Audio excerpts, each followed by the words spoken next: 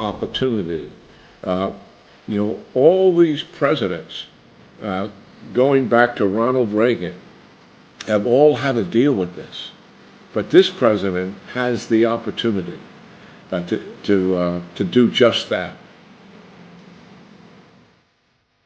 General Jack Keane, welcome to the show. Delighted to be here, Roger. Well, we're grateful for your time. It's been busy for you. You know, you've served 37 years in the military. I guess retired as Vice Chief of Staff of the U.S. Army. But in some respects, your service only continued when you retired. And now as Chairman of the Institute of Study of War and serving on commissions, looking at national defense strategy and a variety of other things, being on Fox as a national security analyst.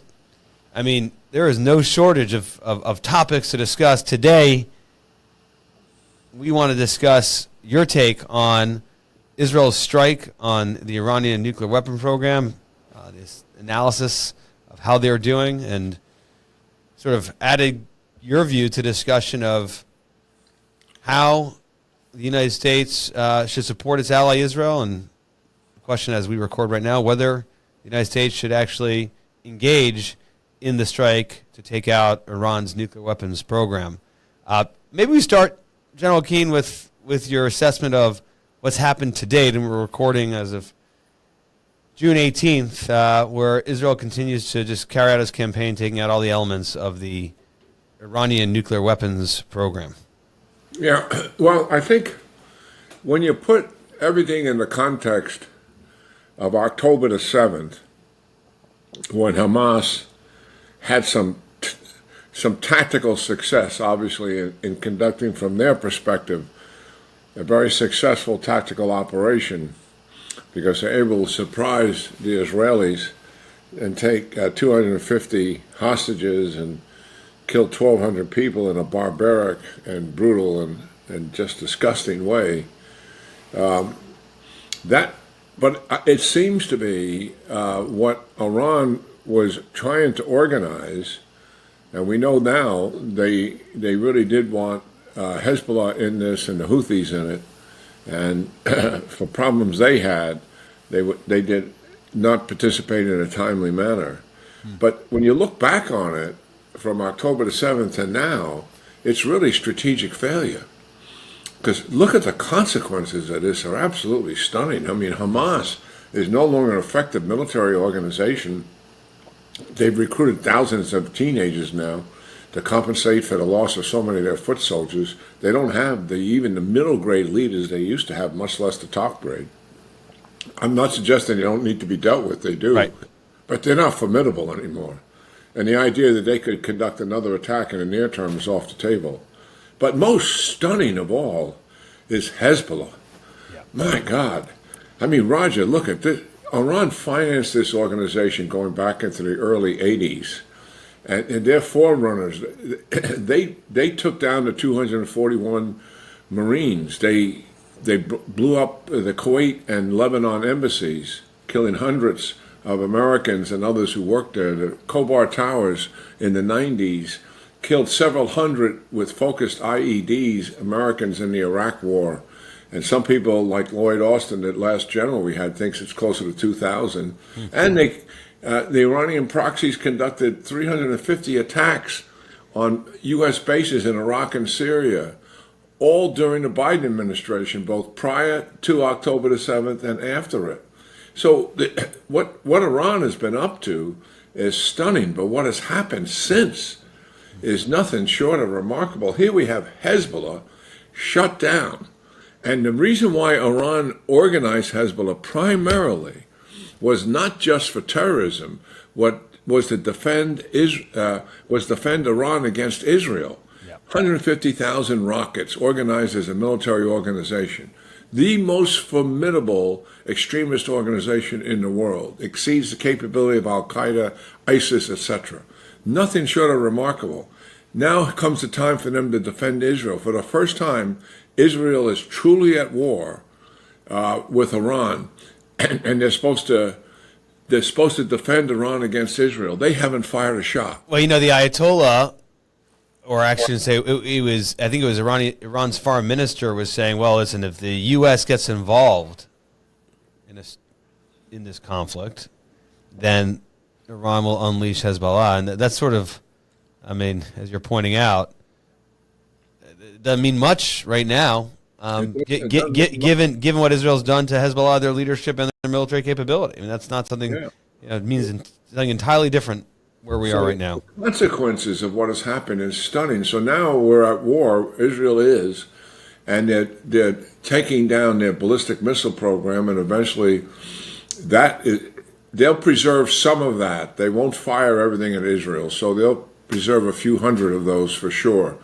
But you can see every single day the amount of ballistic missiles being fired at Israel is going down, and they are just systematically and deliberately taking apart this huge nuclear complex that the Iranians have. And believe me, the reason why it's so comprehensive and so complex is the redundancy and resiliency that the Iranians put in it. Roger, they designed this thing so that it can absorb an attack and survive.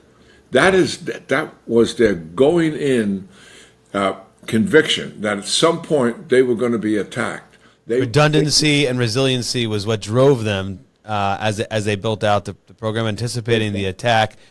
And here we are, 6 days into this at the time of recording. What's your assessment? I mean, if just what you're seeing from ISW and your other sources. Obviously, everybody seems to call you for advice, and they're sharing information with you. What's your battle damage assessment of the Iranian nuclear weapons program as it stands today, again, as we record here? Well, after 5-6 days, we've got more than half of the nuclear program destroyed. And systematically, some of these things, like Natanz, because they do have some underground capability there and a very huge on-the-surface capability, has taken, I think, somewhere in the neighborhood of a dozen plus attacks on it, to kind of render that facility ineffective. So there's no doubt that the Israelis are going to be able to destroy the overwhelming majority of this. And of course, the thing we're all talking about for the last couple of days is Fordow, and the Iranians have that, as a safeguard. They built this thing 300 feet underneath a mountain with the capability, with enriched uranium and enough centrifuges to really make multiple nuclear weapons just at that site alone. So this is their safe gap measure that they put in place, assuming that the Israelis may not be able to do this successfully.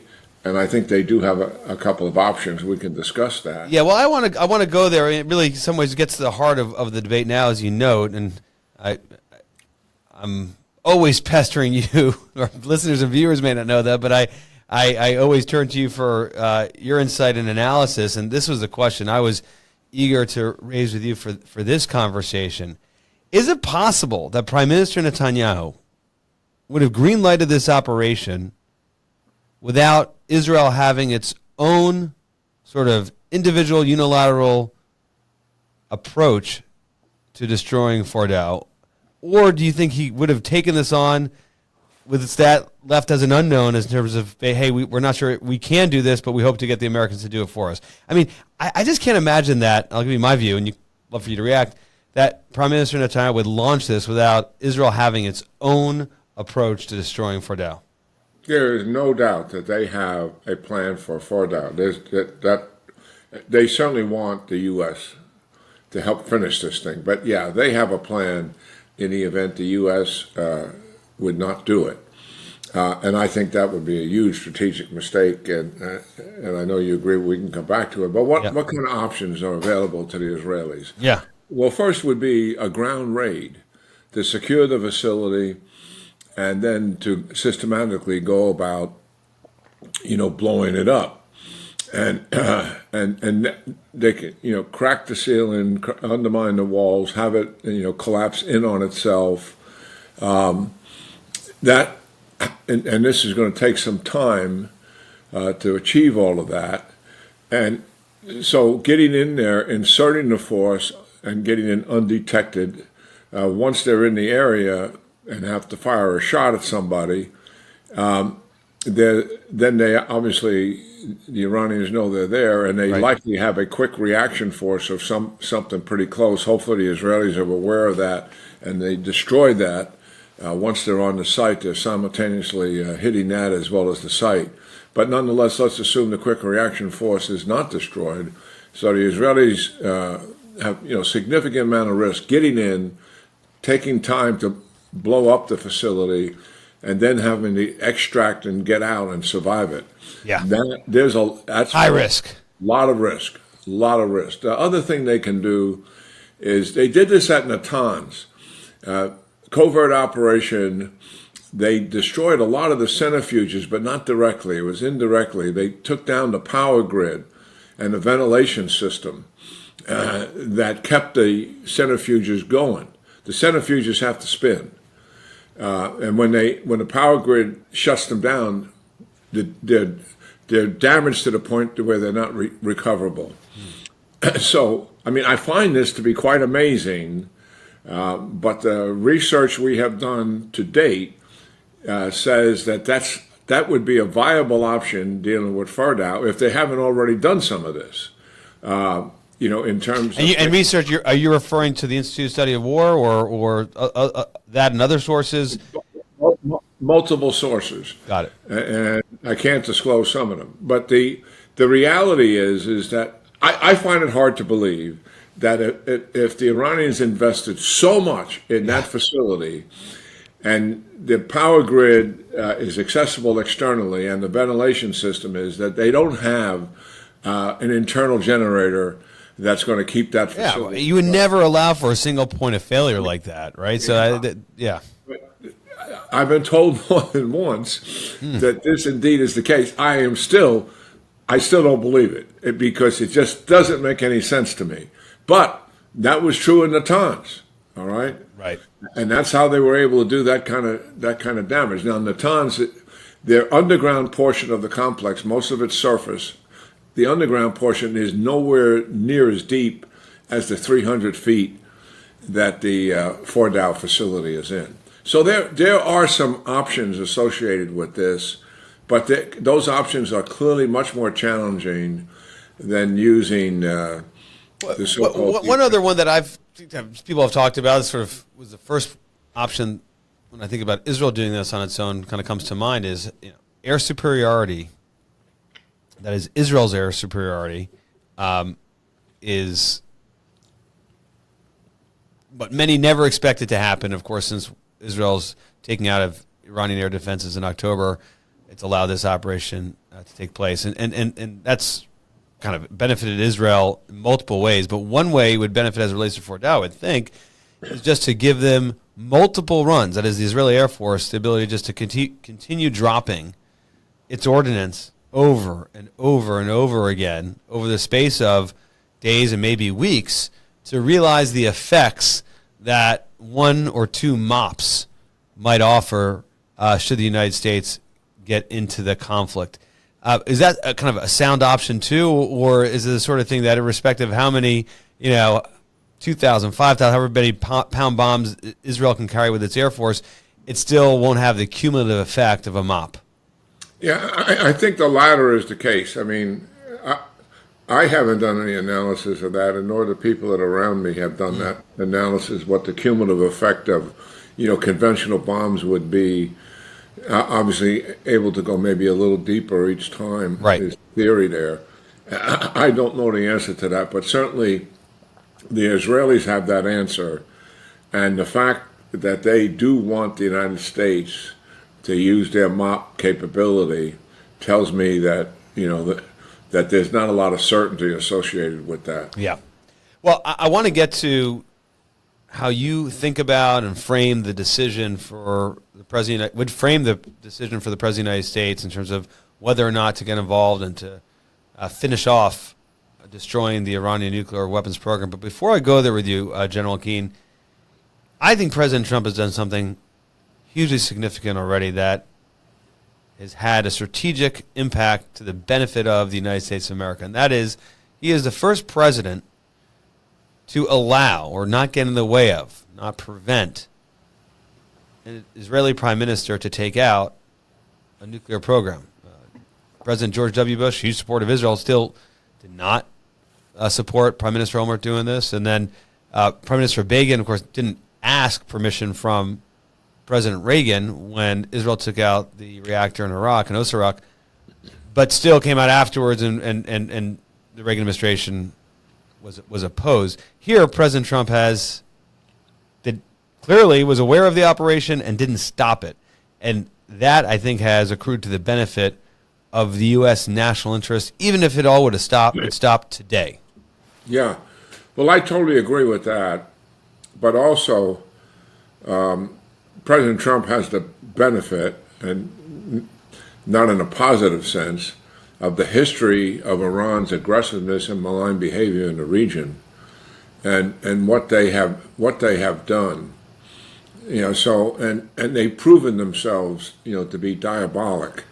And I think all of us have come to the conclusion, and certainly President Trump has, and that's the key actor here from the United States perspective, that if they had a problem, they would use it.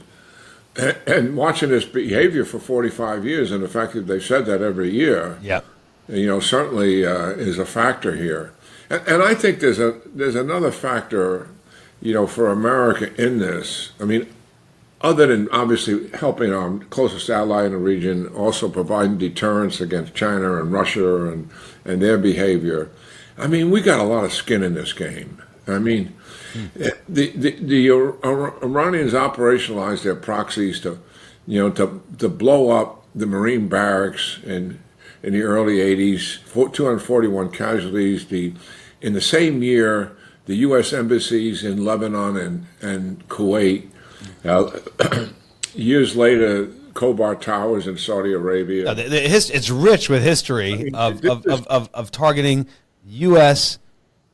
military, U.S. persons, and U.S. interests. It's absolutely stunning. And you and I met during the Iraq War, General Keane. I mean, that's why when I was on the Armed Services Committee staff, and you come in and testify before the Armed Services Committee. No one did it better than you. No one was able to make our elected officials understand what was at stake and sort of explain what was happening on the ground. You did that for presidents. You did it for members of Congress. But during that war in southern Iraq, the Iranians were targeting our troops and killed our troops. And you actually see this on social media now. Many veterans are saying, hey, this is personal. My buddies were killed as a result of Iran in southern Iraq.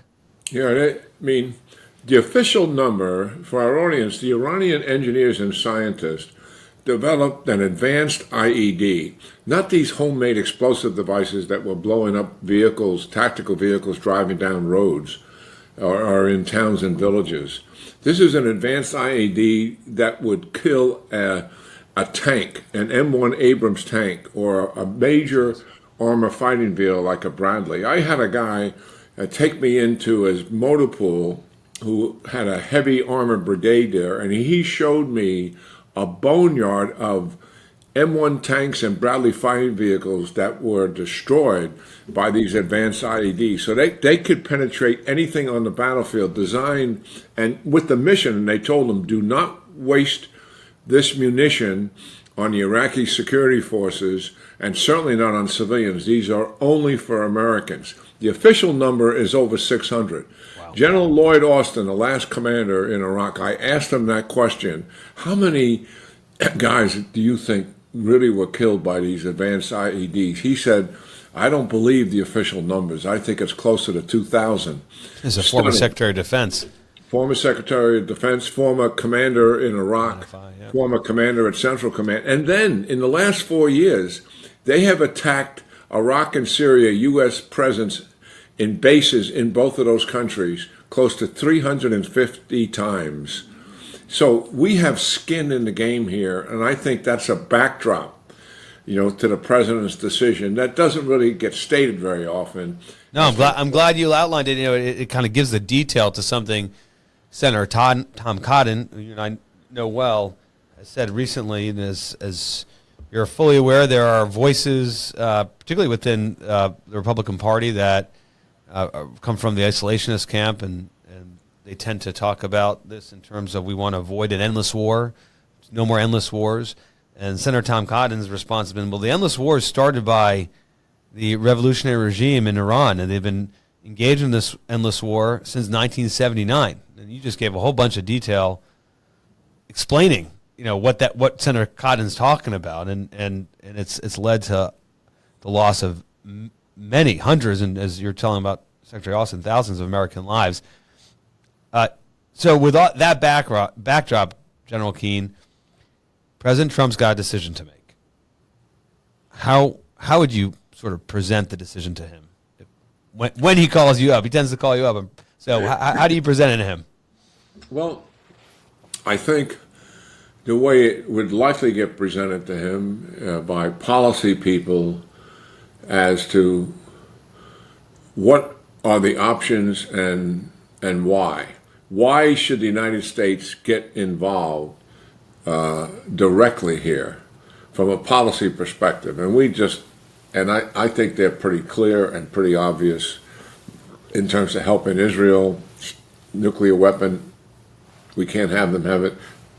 And the elephant in the room when you're making that is the president's own unequivocal declaration. No president has said it as frequently, and no one has said it as strongly as he had, that Iran is not going to have a nuclear weapon. And Fordow allows them to have a nuclear weapon. That's the reality of it. Those are his words. Yeah, and that's the elephant in the room. And no one has to say that. But I think they'll get into the other reasons. One, Israel wants us to help, and they are our closest ally in the region. Two, we have the capability. We don't know what the effects are going to be in attacking a mountain that's a mountain of rock that's 300 feet above the facility itself. I mean, this was designed to go into a concrete facility that's been reinforced. And what I've been told from an engineer perspective, that the cement structure is actually more favorable because it helps to focus the blast downward. And the rock in the mountains dissipate some of the blast a little bit. Interesting. So you're talking right now about if the United States were to drop the MOP, the massive ordnance penetrator, it's been tested with this kind of layers of concrete, and it's been shown to be effective with that sort of testing, but it's sort of different when you're dropping it on a mountain. Yeah, so I think the policy people, why should we do this? Then in comes the military people in terms of here are our options. Right. One of the options for us, I don't think it would get serious consideration, is the same one that the Israelis have. We could take physical control of it and destroy it. But, a lot of inherent risk in that in terms of boots on the ground, et cetera, et cetera. And I think the way the military does things like this is they lay down the option, and then they walk the president through the different levels of risk associated with the option itself in terms of conducting the operation successfully, and then they're going to walk him through what does our adversary do in reaction to that operation, and walk the president down through that level of risk. And the obvious one is to our bases and troops in the region. What would their reaction be to that? I mean, and the Iranians, and what is the most likely course of action? Let's talk about that, because that's getting a lot of play, and those who it's reasonable, it's appropriate for people to ask these questions, for people who are skeptical as to whether or not this is the prudent course for our military, the prudent decision of our government. And so that's, of course, what should be happening in a vibrant democracy. But we should contextualize it and understand exactly what we're speaking about. And one of the things that gets put out there is, okay, we get involved, we drop this bomb. Two things. One, you break it, you own it. And then two, what you're just hitting on, well, it's going to put our troops in danger. And we see a lot of military assets being deployed. A lot of it looks to me as the sorts of things you would deploy to allow for maximal force protection. So in other words, we have things we can do as a military to ensure that if we are going to take incoming, well, we can handle it. Is that right? And what, I imagine that sort of thing you would explain to the president. Yeah, most of the resources that are being moved into the region are there to help protect our forces, number one, and number two, to conduct counterattacks if the Iranians do attack our forces. So that's principally what is taking place there. And listen, when you're making these decisions, this is the most significant decision the president has made, since he's been returned to office. I mean, certainly he was commended, and rightfully so, to attempt to make peace with Russia and Ukraine, and also to make peace in Gaza, and also with the Iranians and Israel. Mm-hmm. And those were should have been applauded, and they are, and they have been. But we can all see how difficult that is as well. But this is completely different. Why is it different? Because now we got the potential for U.S. troops to be involved here, and the potential threat to them as a result of it. So, there is no, you watch presidents and candidates in campaigns, and you try to translate the effectiveness of that person, how it reveals a person's character, the strength, their values, and, can they govern effectively? But the truth is, you don't really know for sure until the test does come.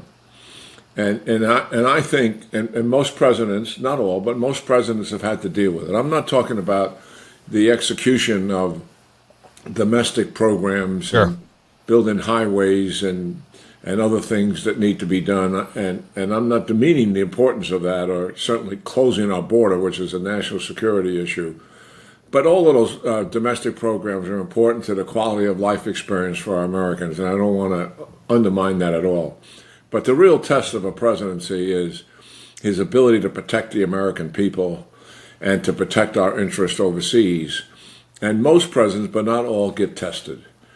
And the president was in first time in office, certainly dealing with ISIS, dealing with the Syrians' use of chemical bombs, and dealing with Russia's adventures into Ukraine. And he pushed back on all of those and was commended, for it. And now he has this decision in front of him. And when you're making these decisions, there's always complicated options here, and there's always risk involved. And so I think two things come to the forefront: your own judgment here, and then the second thing, in my words, requires some spine. Mm-hmm. Because in these options, there's always fear of escalation and fear that our troops are going to be harmed. Or sometimes there's certainty that they're going to be harmed and there's going to be casualties.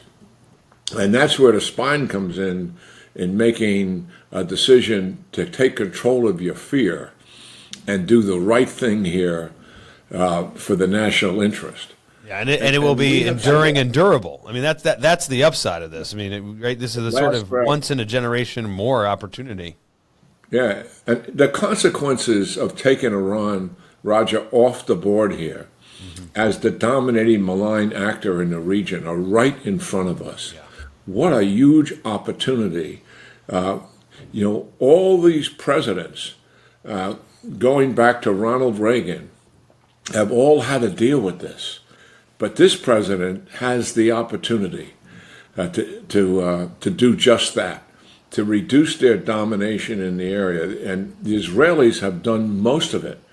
And our contribution here will be critical, but in the course of it, a small part of it. But it's going to be critical in terms of finishing it. Finishing the job. I want to end, because we're coming to the end here of our conversation. General Jack Keane joining us on Reaganism.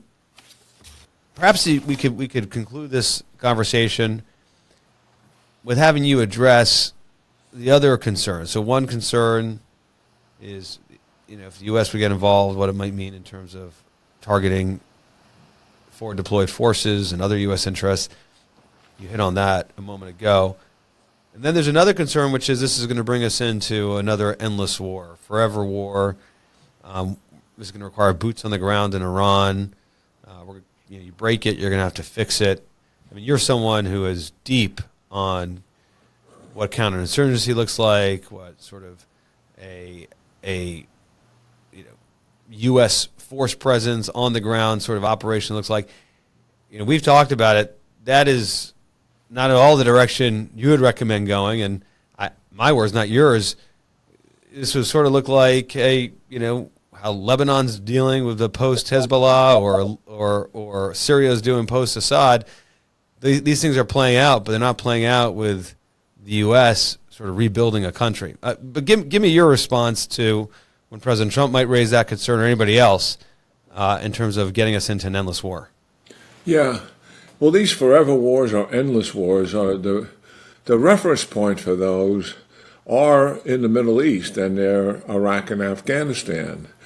And this couldn't be any further from the truth here. This is not about Iraq and Afghanistan. Both of those wars were choices made by the United States in both cases to change out a regime, to conduct an invasion. To me, it was more like a liberation, but to conduct an invasion, to change a regime, then to occupy the country, and then in both cases to help rebuild the country. The critics call that nation building. But those were major policy decisions. This decision that we're making here with assistant Israel and some kind of retaliation by the Iranians, and then likely a very decisive response from the United States, has nothing to do with a ground invasion of Iran and to take over the country and change out the regime and therefore occupy it till another government takes in place. That's not on the table by anybody. And the people who are critical of us taking this action exaggerate this to try to make their point. And it's a false narrative. And it absolutely has to be seen by that. The idea that Iran would want to go to war with the United States, they may say that. Right. It makes no sense. They have a very weak military, and it's getting weaker by the day. Small Navy, frigates, and patrol boats. Air Force, no longer. They had 1970 vintage airplanes before the Israelis arrived on the scene 5 days ago. Yeah. And they've destroyed all of it. It is gone. Their land forces are large, poorly equipped, poorly trained, and poorly led. They would not be consequential. And guess what? The Iranian leadership knows all of this. They know they can't take on Israel, much less the United States. And the United States is not looking to roll in with their tanks. I mean, I think that's the salient point. Any place with troops on the ground, other than maybe we would conduct a raid for some reason, and I don't even see that in the offing, to be frank about it. Right. This is just an air power to punish the Iranians if they attack our bases, and it will be very consequential and likely will shut them down like it has done in the past. Because why? Look at the Iranians want the nuclear weapon to preserve their regime. We take that away from them, they still want to preserve what they have left. And the last thing they want to do is get into an exchange with the United States and its air power dominance. That would be a relative disaster for them, and almost for certain the regime would be so weakened after that that there would likely be inevitable that there'll be an internal change of the regime. They want no part of this. And last question on this, and then we'll let you go, General Keane. Thank you for your time. There's no doubt what Israel's done is creating a vacuum in the country, a security vacuum. It's a weakened regime on their knees. If the U.S. would come in and finish off the nuclear weapons program, certainly that would make it even weaker. The size of the vacuum would increase. It may give an opportunity for their resistance, for their opposition to challenge the regime. It may not. But those are sorts of things that I think from a U.S. policy standpoint, we don't have to determine and we don't have to involve ourselves in if the mission is narrowly tailored toward removing, destroying the Iranian nuclear weapons program. And I think that's really the only question and sort of the framing on the table in terms of what we are seeking to accomplish. I mean, regime change, that may be an outcome of all this, but that is not the sort of thing we are talking about driving at in terms of that is U.S. engagement here. Well, even the Israelis are not. I mean, if the Israelis really were after that, take a look at what they've done. They decapitated their military leadership and their scientific nuclear leadership, and they haven't laid a glove on their civilian leadership. Yeah. That is who is running the country. If they truly want to decapitate the regime, they could take them down. But they likely don't know what's going to replace it. Likely hardliners, for sure. So their aim is not the regime. Their aim is what they said it was. It's the nuclear program and the ballistic missiles that can do harm to them. If the byproduct of all of that pressure so weakens the regime that internally it's changed out, certainly the Israelis would welcome that, and so would the United States, and we'd hope that what was following them would be better. General Jack Keane, thanks for joining the show. Yeah, great talking to you, Roger. Look forward to it the next time.